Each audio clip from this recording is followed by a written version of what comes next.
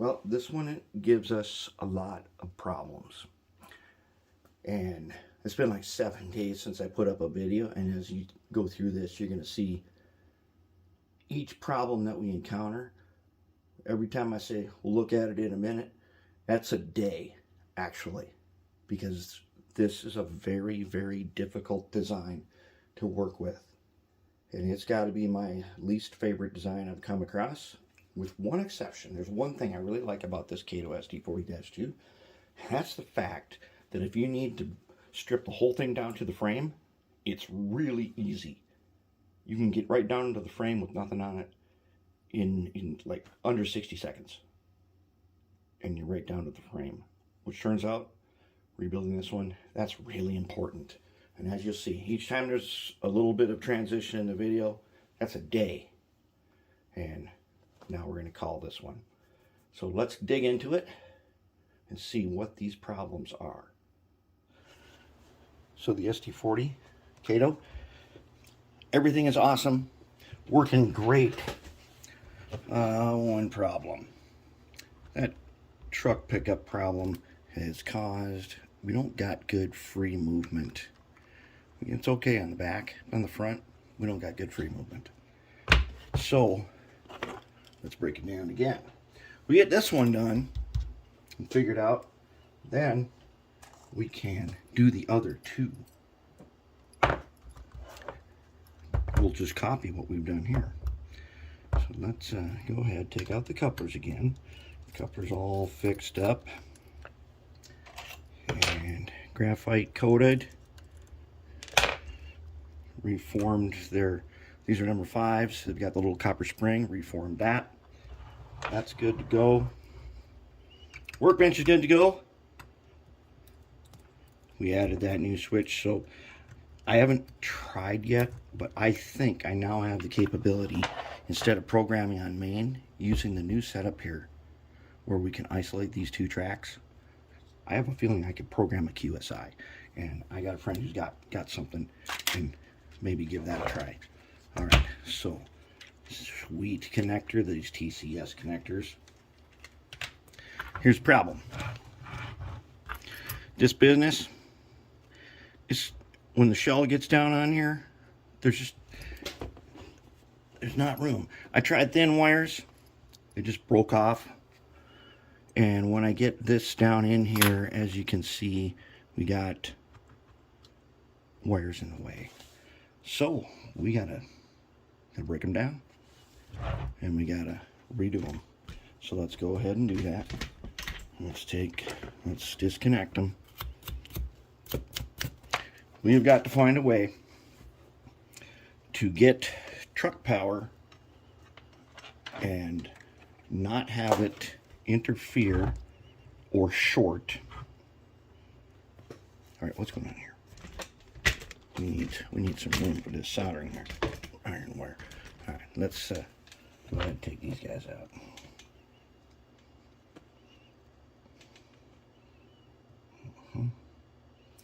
This is by far the least favorite power pickup scheme I have ever seen, because it makes life really hard. And I have ground them down, I've melted them down, and still we've got this problem. On the back, it's not as bad, but as long as we're fixing the front, we're gonna, whatever we do on the front, we're gonna do on the back too. I've got a couple of ideas about things we might be able to do. We have to keep the insulated pocket somehow. Now I thought about go ahead and put liquid electrical tape in there and insulate it that way. I'm just not sure that that would hold over time. Okay, we are going to be taking fuel tank and everything out. All right, I'm going to break this down. I think we're going to have to do some milling. I think that's the only way. I think what we got to do is make a hole right here without weakening it so that it breaks off. We need to put a space in here where we can be confident that we're not shorting. Even though the frame's not energized, if two contacts from opposite sides, touch frame same time, which could happen, say going around a curve, could have a problem. And not only that, but even with the undone, the full free play of this is not that good. I mean, these are definitely were built for some, assuming that guys have really wide radiuses. Well, hey, not all of you have those. Some of you got 18-inch radius and still want to run these. So let's see what we can do about that. Okay, broke down. Again, since we've done all this work, super easy to break this down now. Okay, let's look at the problem. All right, so the walkway does come off the shelf. Really, is just held on by some tabs, which I should have done a while ago, because look how dirty these walkways are. Okay, that's not weathering right there. That is actual dirt. And now we can wash this.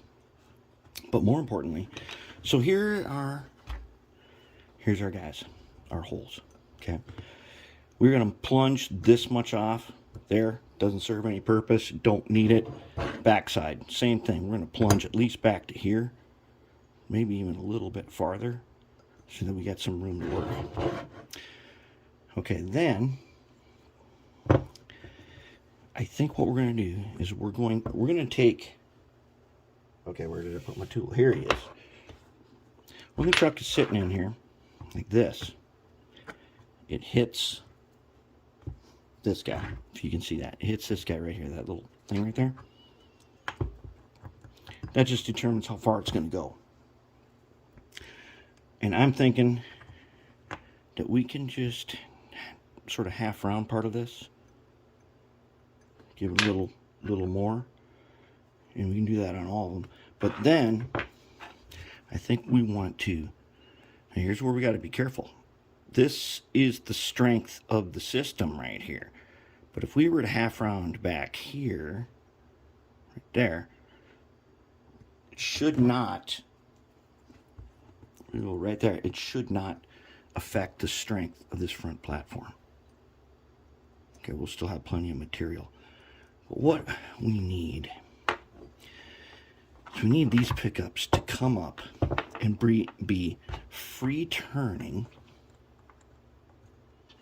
and insulated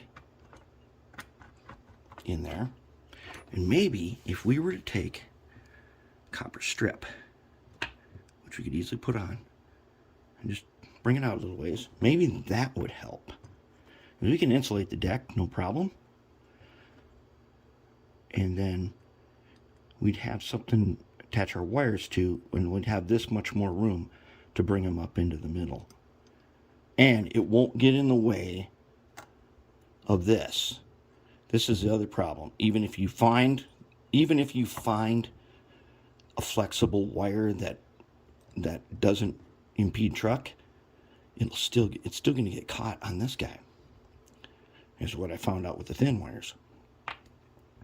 So I think we'll go ahead and do that, and hopefully we can just disregard this completely. We don't need it. The only part we're going to keep is where the motor cradle is. It'll fit in there. But this, if we can get rid of this, be a huge bonus. That's what we want to do, is just get rid of it. Okay, let's take a look at the front. All right, now I'm liking this. Now, let's get you so you can see better. Okay. What I'm liking is that we're going to run into the worm housing, which is going to stop before these guys touch any part of the frame. That's what I really like. That's good right there. Look how much farther we can go now, too. Okay. And I do believe we now have room enough where this guy is. I think we got room on either side to bring up our wires without running into that guy. I don't want to run into this. And now I got some room here. We can come on up. And the question is, can we? Now, how are we going to do that mobility part? I'm thinking a copper strip loop that comes up to about here and up. We can insulate those, no problem. And that ought to take care of it. But so far, we're looking good right here on this movement. Okay, the prongs are not going to touch the frame at all. And you're seeing it without the worm cover on it. The worm cover is going to protect it even a little more. And we still have to make it past these little teeth they have on here. And we have to decide if we need those teeth to be this long. They're pretty long. And we get the worm on here. It's not, the only thing that is, there's a socket. Okay, these teeth on here hold it into the socket. But I bet we could cut that in, we could cut this part where the tooth is. The tooth don't need to be that wide. See that tooth? We might be able to get by with half that length. I mean, even if we cut it completely off, it's not going to come apart. Except that every time you put it on the track, you're going to have to make sure it's seated. And I think we can get it. I think we can get away with just like trimming a tiny piece off, so it will still stay seated. And then we'll just get that much extra room to bring up some wires. All right, now we got everything milled back. I'll show you in a second. Here's where power comes in. Here and here. So on the shell, got these walkways and stuff. And this part, we're going to trim this back right here. That should be no problem. And we'll trim some of this. That'll be no problem. And then we'll be able to bring wires up. And I think we're going to extend those little hooks with some copper. We're going to insulate all that with some liquid electrical tape. Okay, and so now we got nice movement on the truck. Now on the back side, we got a problem. Oh yeah, take a look. I've washed it. Dish soap, toothbrush. So now you can see the actual weathering that was done. All right, the rest was dirt. Now it's gone. Nice and clean. Okay, now on the back side, here's a little problem in the back side. There is a space right there. I don't know if you can see that. Let's get down here and look at it. Let me get down here and look at it. Okay. So there's a space there. Do you see it? That little thing you see poking through right there. That is the pickup. Okay, so it's going to come up. And right here is a cutout for this piece. Right there. This guy. Okay. So we need to save him. I mean, we can't, the wire can't go there because that's where the shell locks in. And we don't want that anyways. What we want is something that when it's that way, when it's turned this way, we want our wire to come through and go up without any troubles. Then when it's this way, same thing. We want our wire to come under. I think we can shave just a tiny bit because you can see on here, well, now it's clean, you may not be able to see, but I can see clearly where the shell sits and where the tread begins. And if we don't shave any farther than that, then when the shell's on there, you won't be able to see that we did shave anyways. So now let's take this guy off and look what we got. Now check it out. Now I made nice big openings. Okay. Now if it ever went that far, that guy'd be touching. But this guy would not on the front. So we're not going to get a short. I probably could get away with not even insulating this at all. But I'm going to. I'm going to do a little insulation. Since insulation is liquid, no problem. And I did put on the rest of the burgundy and cleaned up where we had shaved off our parts. But we got more room now. Now we got to do a little wiring. And I want to do something so that that wire comes in. I might even super glue that wire to go up like this. Because you can actually do that and then it'll work. That super glue and the wire will stick right there. But I need it to be flexible down here. But I got to do something because I don't want this thing. I don't want that guy. We do not want to touch that guy. So we want our wire to come in and be nice and flexible and then go up and around that guy. Same thing in the front. And we can do that. So let's put some strips on there and see what we got. All right, I think we got a solution. Let's take a look. See what we got here. Okay. So I've opened up the opening a little more. I've set it on a little piece of copper strip that I cut down with scissors. And there and there. Same on the back. And then let's see if we can fit this guy.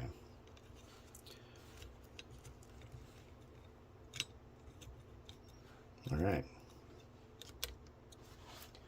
Now that's not too bad.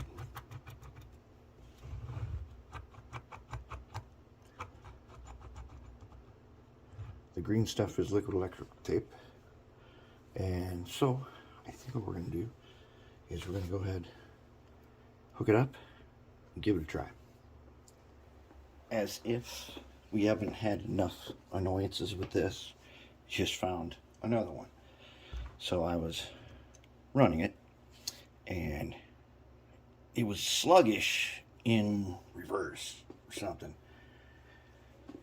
And pretty soon I knew that something was getting caught. So I take it in, and I find that my little piece of heat shrink tubing is kind of ripped apart. I'm like, wait a minute, what am I missing here? I made extra room for it. It doesn't touch that, except for the fact I forgot this. This thing's got a cab in it. And this here presses down our wiring, and then it catches on the shaft, on this coupling universal joint for the shaft. That's a problem. And then I was thinking, well, what I could do, and what I should do, is I should just barely glue these guys onto this step. However, this thing sits right on the step. You can't do that. So I don't really want to take it all apart and put it in the milling machine, but I'll tell you what, when we do the other two, I'm milling this part off, because right now it's causing no end of trouble. We don't need it. It's just not necessary. It doesn't weigh anything, and it has really become an annoyance. So we're going to solve this one. Actually, oh boy, I don't want to mill this, but I think I just thought of a great idea that I could do is mill a channel, and I could glue these guys down in there, and then on the next one I could mill it off. Okay, so I guess we're going to do it again. Okay, here we go again. More modifications made. Let's hope this does the trick. Alright, so as you can see, we've got our little copper strips, and I shaved down this part, so hopefully these wires are now under the cab and not touching it. That way the cab can sit down where it's supposed to. If the cab can't sit down, you can't get the couplers on. Alright, and we've got free play, and I put a dot of super glue to hold this wire here, not to catch on this. Alright, well, we're going to find out here in a second. Let me get the shell on, and then let's give it a test. I think we made it. Let's give them a try. Okay, I'm going to set them to forward. Let's turn on the lights. Headlights looking good. If I reverse it, boom, in the back. You can see the reflection back there. Okay, they're ridiculously bright.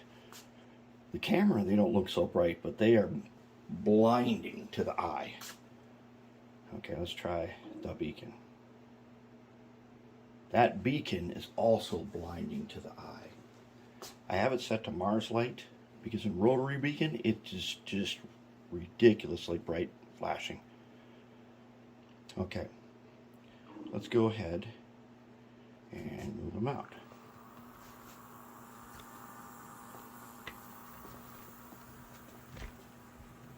Okay, now let me zoom in. We're going to send him through the spaghetti bowl. If we did our job right, he'll make it.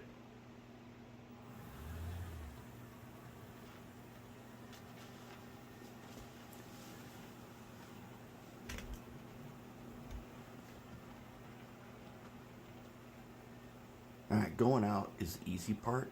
Coming in is the hard part.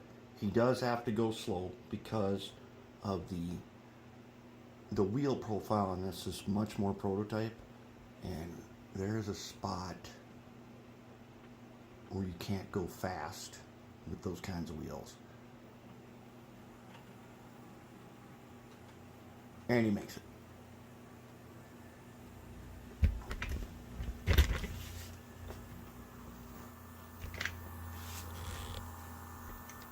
Okay, let's listen to him. We shut this fan on. Let's listen to his sound.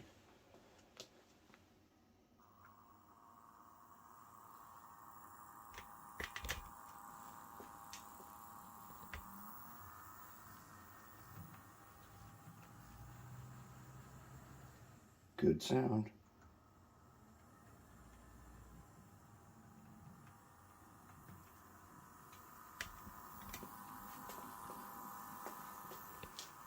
Okay, you think you can make it? Alright, the way this thing's advertised, should not make this.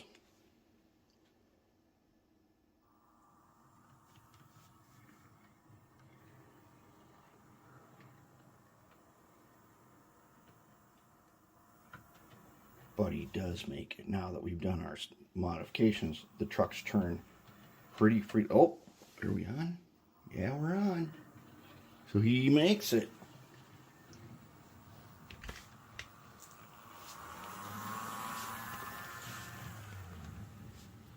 I could say that we're going to call this one.